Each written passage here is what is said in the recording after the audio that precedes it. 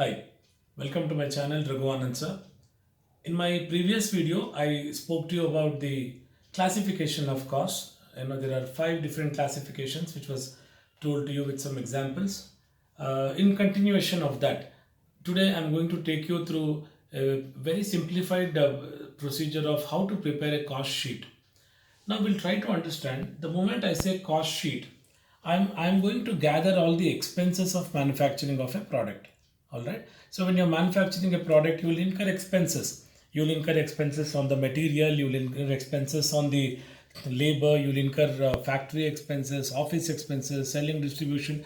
So the entire expense of manufacturing of a product, okay, is summed up in a sheet, is summed up in a document, and the document is what is called as the cost sheet.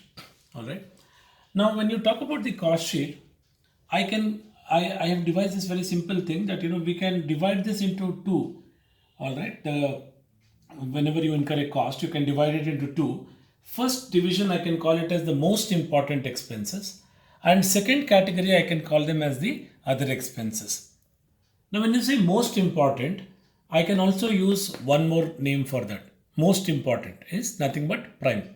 So most important cost, or I can also call it as the prime cost. Other expenses in costing perspective, we call them as the overheads. All right. Now, what are the most important costs we'll try to understand? Direct materials, direct wages, and direct expenses. These are the three most important costs. When you sum up these entire three, you'll get something what is called as the prime cost. Now, direct materials are the raw materials that we talk about when it comes to the manufacturing. All right. So, the raw materials is going to be called as the direct materials. Now, when you say raw materials, let's take for example, you talk about manufacturing of shoes. Leather happens to be the direct material when it comes to the manufacturing of a shoe. All right. And something like that, right? You can associate a lot of other examples with it. When you say direct wages, the salary or the wage that I'm going to pay to the tailor who converts my clothes into shirts, okay, that is what is called as the direct wages. And then we talk about something called direct expenses. Now direct expenses could be something like let us say you have a mining contract. Okay, the cost that you're incurring towards this, maybe we can call them as the direct expenses. So the moment I say most important cost, I can also call it as the prime cost. Prime cost will comprise of three things. What are those? First one is the direct materials, second one is the direct wages, and third one is the direct expenses. All right. And then the moment I sum it up, I will get something called as the prime cost. Right. So I take a total of the entire direct expenses, I get the prime cost. Then I move towards something called the overheads. Now, overheads divides the entire organization into three segments. One, it's called the factory overhead. Second, it's called the administration overhead. Third, it is called the selling and distribution overhead. Now, when you say factory overhead, it refers to all the expenses which are incurred in the factory. For example, you talk about something like, let us say, you have a separate production unit and you have a factory building that is taken on rent. So we have something called factory rent or factory electricity, these kind of expenses. So generally all those expenses which are very incidental to the production, meaning all those expenses which are incurred in something called as the factory, all this will become the factory expenses. So this is point number 1A, right? You also have an expense which is called the administration expense, point B. For example, something like, let us say, the staff salaries, okay, or say for example the rent of the building, office building, etc. All this comes under administration expense. And lastly, we have something called selling and distribution expenses. Like say for example, there is something called as a carriage outward, right? Carriage on sale. Or say something like, you have advertising, right?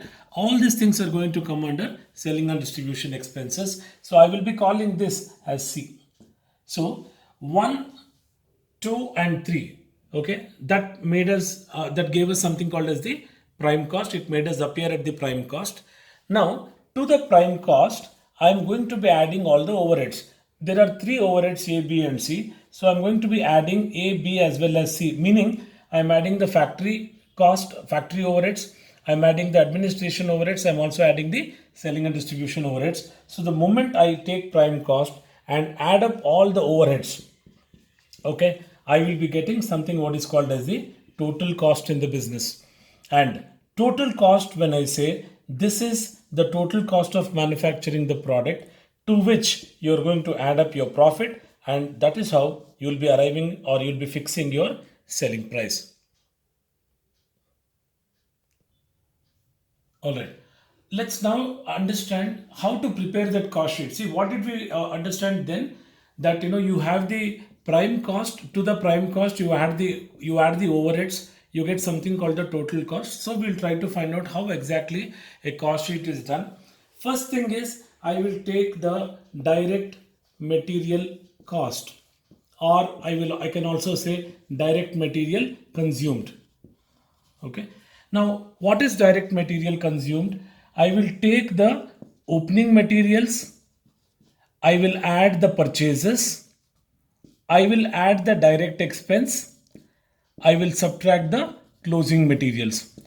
Now, sometimes in the question, you will find direct materials given to you or material consumed is given to you, in which case it is very easy. I can just write that over here.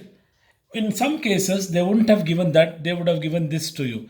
So the moment you find opening, closing stock of materials, etc., you need to follow the simple equation: opening materials, add purchases, add direct expenses, minus closing materials. You get something called the direct materials consumed.